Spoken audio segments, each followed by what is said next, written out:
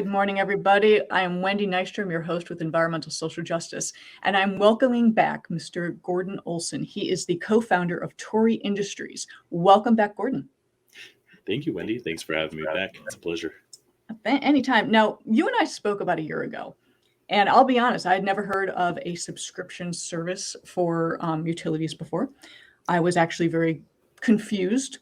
And oddly enough, at the same time, I was also doing some studies, and I realized that with respect to sustainability and having things last longer and make more sense, subscription services are actually important. So could you explain to people what the Torii Way is? Yeah, definitely. So the Torii Way is a subscription for your hot water heater. And so essentially you pay a yearly subscription and it covers all your hot water heating needs. So if your tank is about ready to go out, we simply come in and replace it. And we run back and analytics and data processing for that to predict the failure. And so you never have to worry about it. Oh, I'm so glad you mentioned that, because your water heater never breaks down at a convenient time. We have firsthand experience with this, where it either not explodes, but like the water just goes out, and right, floods your whole area.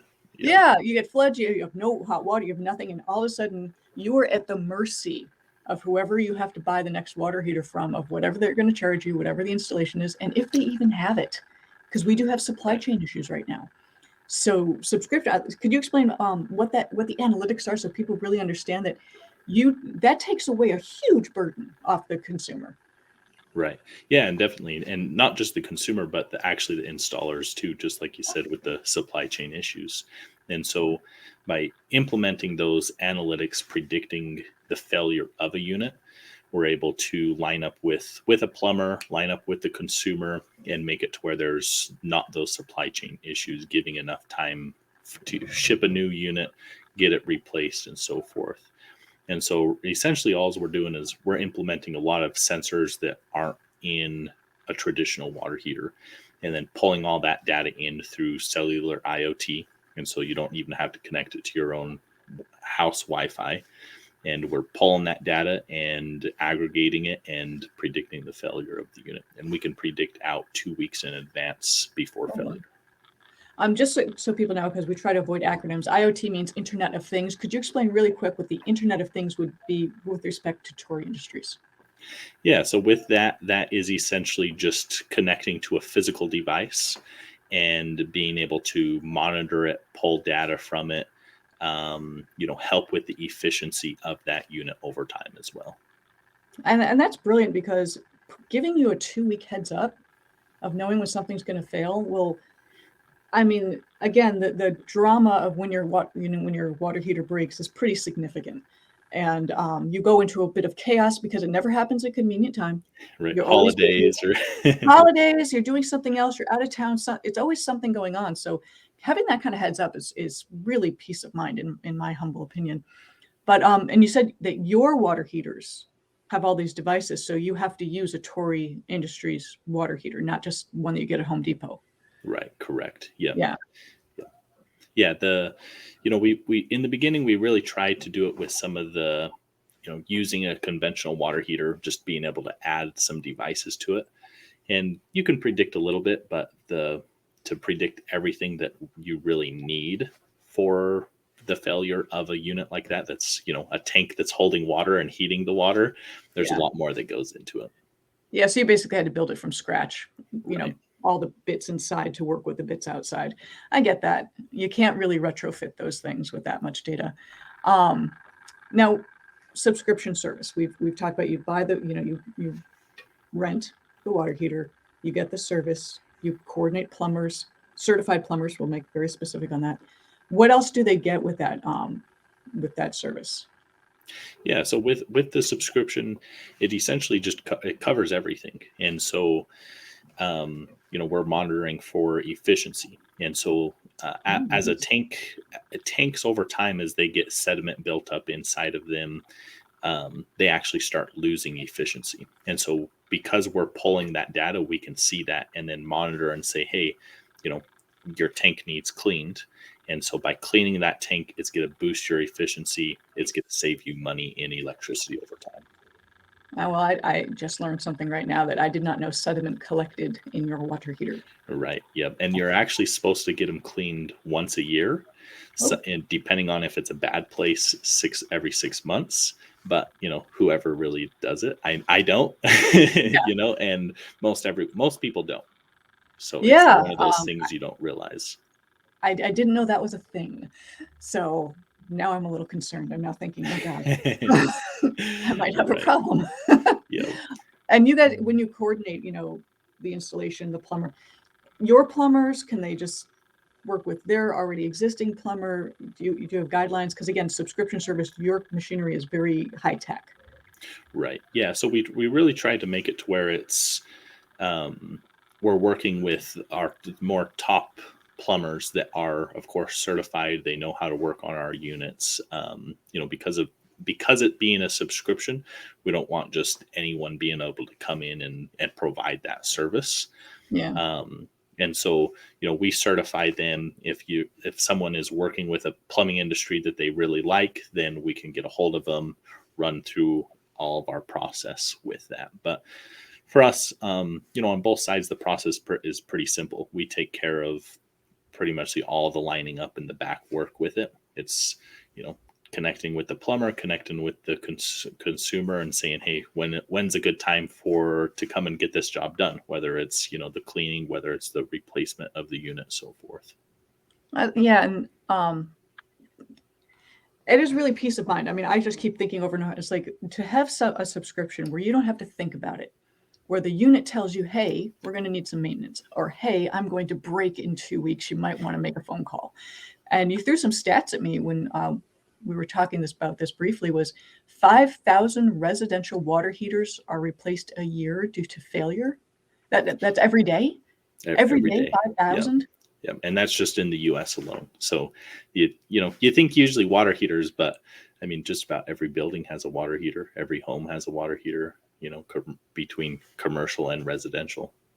Jeez. I mean, I didn't know it was that frequent, and every day. And now I'm not having like a personal freak out. I'm like, right. Now I'm going to hear something go. Yeah. It's you saying that. And the worst part of it is the majority of them don't get recycled. And so, some counties and some areas require you to recycle them. But if that's not the case, in some cases, you have to pay to recycle the water heater. And so that doesn't happen. They just go to the landfill. Oh, wow. And yeah, because if you're buying it and dumping it, what are you going to do with it? And most people, they don't really think about what happens to the afterlife of it. Yeah. Again, subscription service, you take it, you repair it, you replace it, you handle all of that. I have to ask you though, gas or electric, or both? Our unit is electric, and so it's a heat pump. And nice. There's always been a lot of controversy with heat pumps in the beginning, whether they can perform, especially in cold weather. I'm in Montana, but technology as it's went on, heat pumps, they can perform in the cold weather, even down into the negatives, and so they do really well. Actually, I hear a lot of very good things about heat pumps. In the past 2 years, it's really, I'm hearing it over and over again. Get heat pumps. So it is definitely the way of the future. And a friend of mine who he lives in Northern California, and he is not an environmental person at all. We love to jab each other a lot. And I said he had to replace his water heater because it did that, just that. It gone. Broke, and they had back orders, and it was a big old mess. And I said, heat pump? And he said, only because there's a rebate. Right. Yep, so, yep. Yeah, it's definitely picking up a lot of attention lately. So it's great that you guys use that. And then you said you did a case study of usage and breakage and replacement. Could you tell a little bit about that? Yeah, so that's just what we did is we essentially took out all the different water heaters, right, that are out there, and built a little bit of a case study around that of course, how often they break. That's kind of the 5,000 units every day, and the energy usage, so forth. So that's between your heat pumps, a gas one, and a regular electric. And then taking all the costs associated with that for the first year. So that's buying the unit, then the maintenance of the unit every year, installation, And then, of course, then with ours, we have a little bit of an insurance savings with it.